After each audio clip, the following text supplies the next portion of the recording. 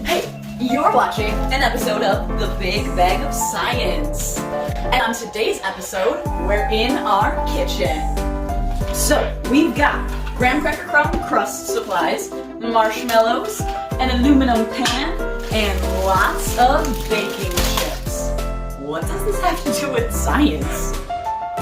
We're making rock cycle s'mores.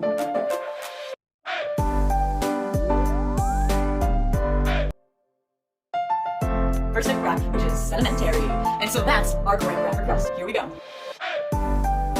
So, sedimentary rocks are rocks made up of other rocks. So our graham cracker crust is acting with the sand in our sandstone. So the melted butter is acting as the minerals that glue the sand together. So we're going to mix them up, and we're now going to have a mixture of sand and glue. So we're going to put some sand in the bottom of these clear cups, just like if it was dumped at the bottom of the lake. Sedimentary rocks are compacted and cemented together. So we've got the glue, which is our butter, and then you've got the compaction of the weight of other sediments on top.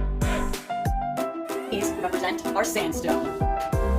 But sometimes sedimentary rocks are bigger particles of rocks smushed and cemented together. So we are going to use some Oreos as bigger rocks.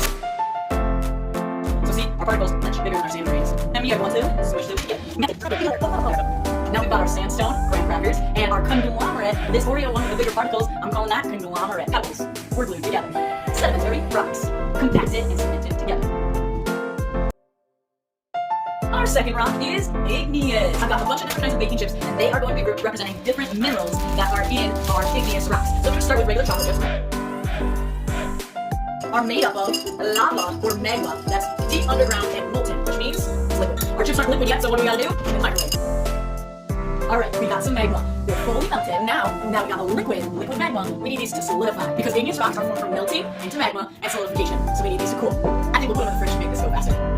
Our melted magma will be complete igneous rocks when it cools down to a solid again. It might take a while. Our igneous rocks have been in the fridge for about a week now. So let's check back in. Our baking chips are fully solidified now. Now to get them out of the box. So we melted our baking chips completely and then let them re-solidify, which gives us some amazing crystal structures. That's showing us the different minerals that the rock is made up of. Our granite, you can think of granite countertops. Our igneous rocks are lava or magma that is cooled to a solid rock, just like our baking chips.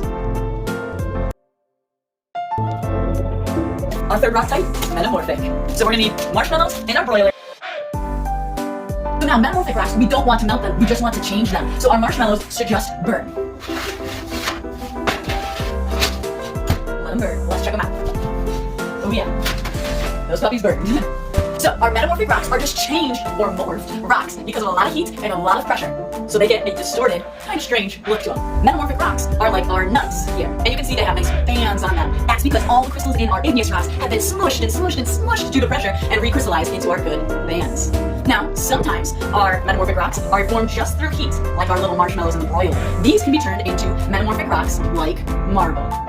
Marble could be formed through what's known as contact metamorphism, where they touch molten magma that's hot, and that molten magma burns the metamorphic rock that was there. And we get our marshmallows to top our rock layers. I got you, moonlight, you're my starlight. I need you all night. Come on, dance with me.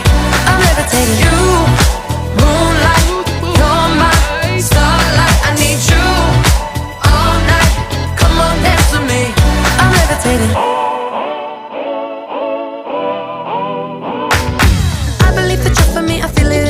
I see us written in the stars. We can go wherever, so let's do it now or never. Baby, nothing's ever too far.